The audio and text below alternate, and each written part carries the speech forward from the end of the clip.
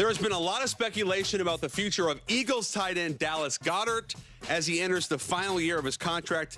Philly has been reshaping its roster as it prepares for their Super Bowl defense, and how Howie Roseman, the GM, addressed how the Goedert situation will impact their draft strategy. The way we look at the draft is it's a separate entity to anything else that's going on. We got to make good decisions in the draft based on who the players are that are available in the draft.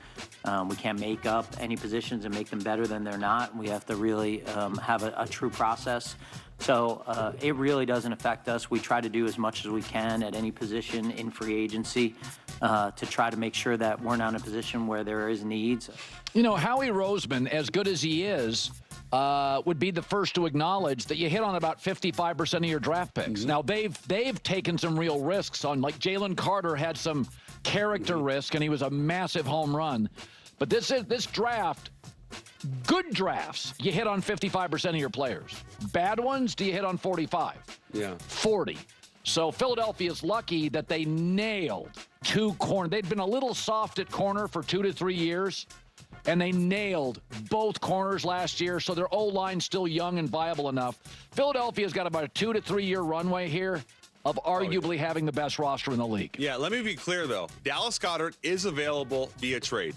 He's entering the final year of his contract, no guaranteed money.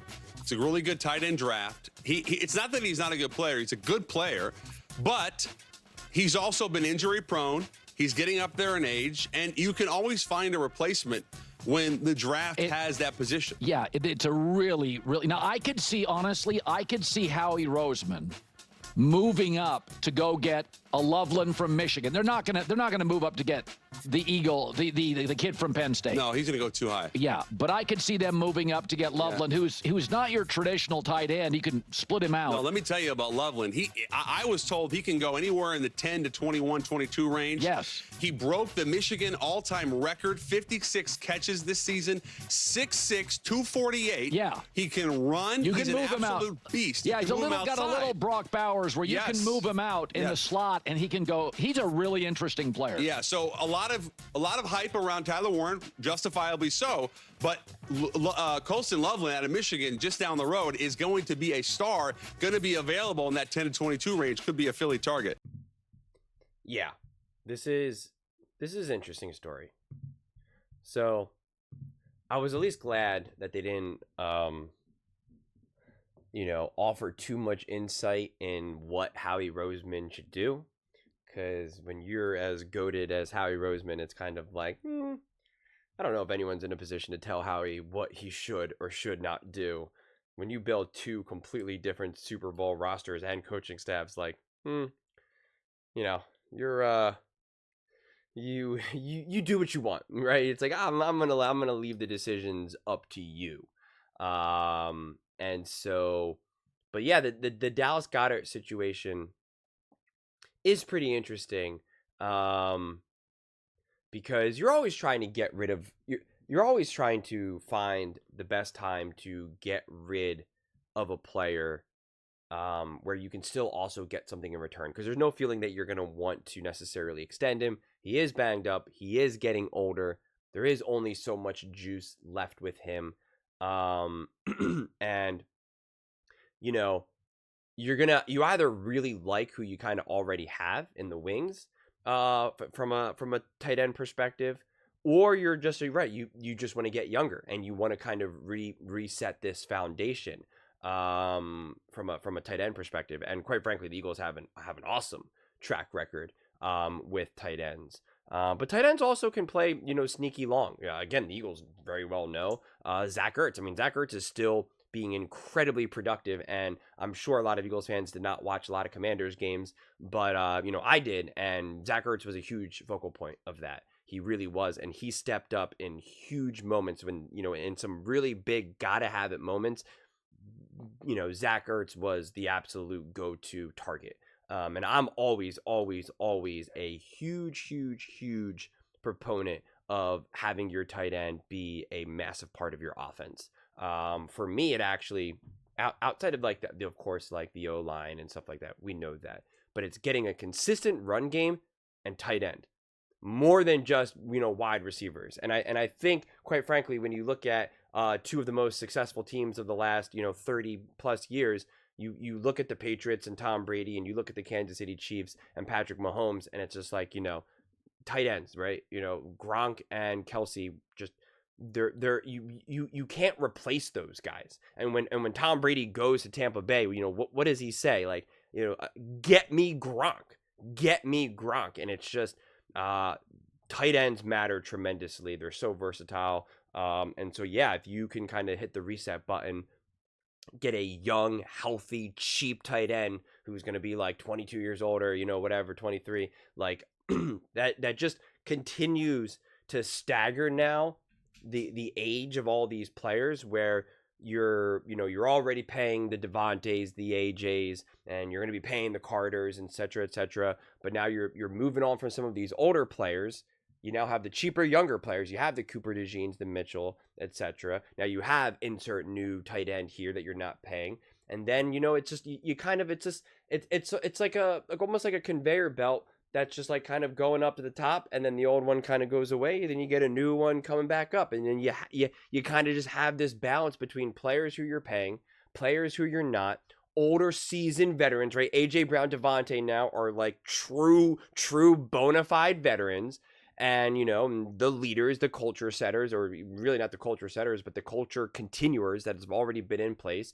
You bring in the younger guys into the fold, have them situated, have them be able to make their mistakes, have them learn, what's the story here? How do you play here? And then, you keep on keeping on. And it's just that's how you continue to stay competitive year after year after year after year. It's how you minimize having more than just a year or two of a downward trajectory.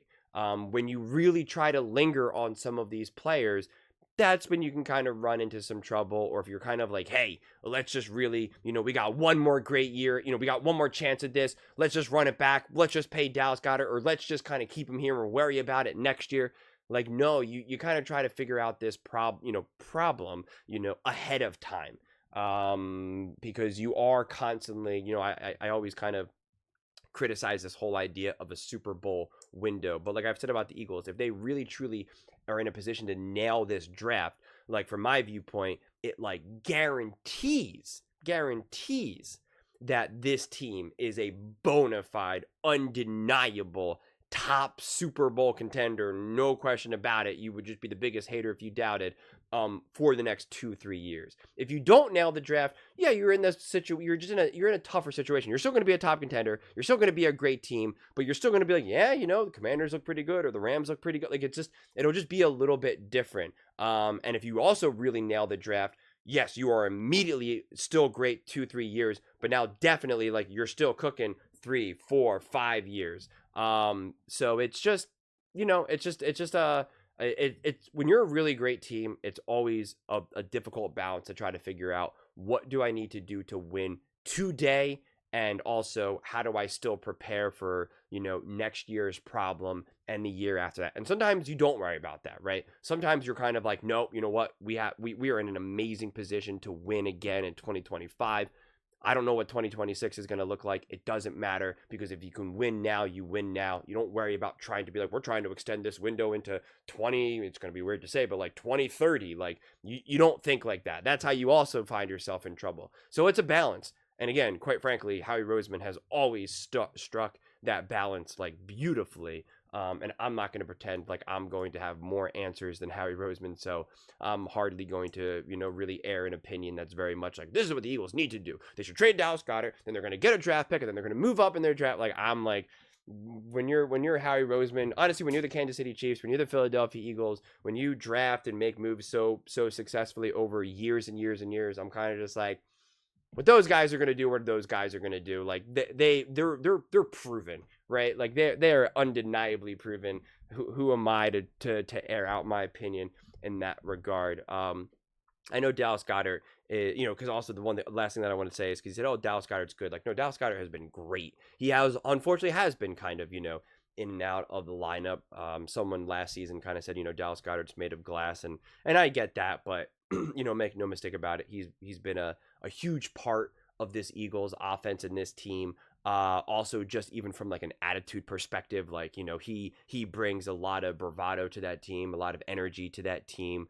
You know, he's a Super Bowl winner, right? And he was a key part of this. Make no mistake about it. Strong body. You know, it's more than just catching balls and getting yards, but you know, when he just little brothered the entire Packers team. I think it was against the Packers in the playoffs when he caught that ball. It was just like, you know, I mean, it was like right out of a cartoon, honestly.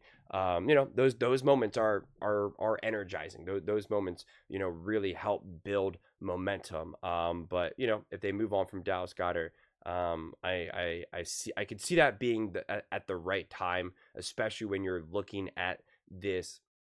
You know, when you're looking at some of the players that you're going to have to pay eventually as well, you just want to be able to stagger these contracts in a way that when it's time to pay this guy, you don't have to pay this guy. You run into trouble when like the Dallas Cowboys, when it's like, uh-oh, we got to pay all these guys. What do we do? How do we figure this out? And you do whatever the opposite is of the Dallas Cowboys.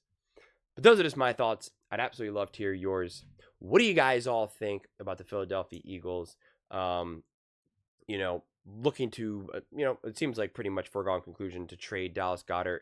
Let me know in the comments below. I read every single comment. So whether you agree with me or disagree with me, either way, let's get in some discussions. Let's get in some fights. But ultimately, let's just have some fun. And please do consider subscribing. We're building an amazing community here, and absolutely love to see you part of it. I want to build something that we all genuinely feel connected to.